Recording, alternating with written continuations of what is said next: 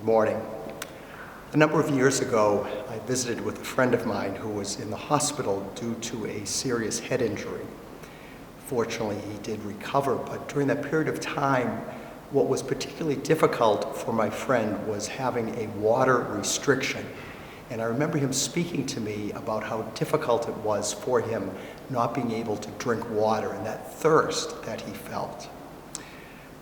For most of us here in the developed world, we really don't experience thirst to the same degree that someone perhaps does in an underdeveloped, perhaps a third world country. And yet thirst is certainly at the very heart of today's encounter that Jesus has with the woman at the well. On the cross, Jesus cried out, "I thirst," thirsting for our hearts, thirsting for our souls. In today's gospel reading, chapter 4 of St. John's Gospel, Jesus approaches the woman at the well, and he takes the initiative. He asks her for a drink. And yet what he is doing really is bringing along, in a gentle way, this Samaritan woman on a journey of faith.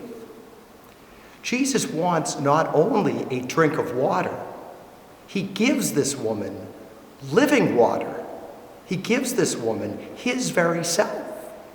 And he's looking for a faith commitment, a relationship, not only from her, but from all of the Samaritan people of which she is one, and from all people of all times. This account is rich in symbolism. It takes place at a well. Now, in the Old Testament, a well is a place where important things happened, particularly marriage relationships. And so we see how it is at a well where Isaac began a relationship with Rebekah, where Isaac's son Jacob, for whom this well is named, meets Rachel. And so Jesus is looking to develop this deep covenant relationship, again, not only with this woman at the well, but with all of humanity. Jesus takes the initiative. He reaches out. He begins this gentle dialogue. And in doing so, the woman in response begins to open up to the Lord, honestly speaking of her past. And we can see how she gently is brought to a deeper experience of faith. Jesus invites her into this encounter with him. He says, "Whoever drinks this water, the water that I will give, will never thirst again." She asks him basically, "Are you the Messiah?" "I am he, the one speaking to you." My brothers and sisters, this is our story. You and I are the woman at the well. We're not perfect. We too have a past, as did this woman. But Jesus approaches us, just as he approached her, on a daily basis. Not only are we thirsting for God, for peace, for meaning, for happiness, particularly in these difficult and challenging times, but so too, God is thirsting for us.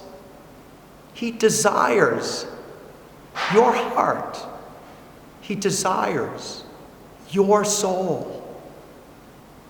It is God who takes the initiative.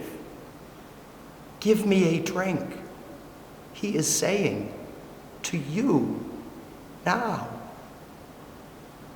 "I give you living water. I give you my very self. I give to you springs of water welling up to eternal life." This is God's response to us. Only Jesus gives us this living water, for Jesus is the Messiah.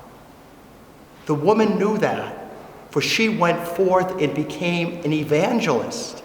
She then brought others to Jesus by sharing with them her deep and beautiful encounter at the well. My brothers and sisters, only Jesus can satisfy our spiritual hunger. Only Jesus can give meaning and purpose and life in our lives.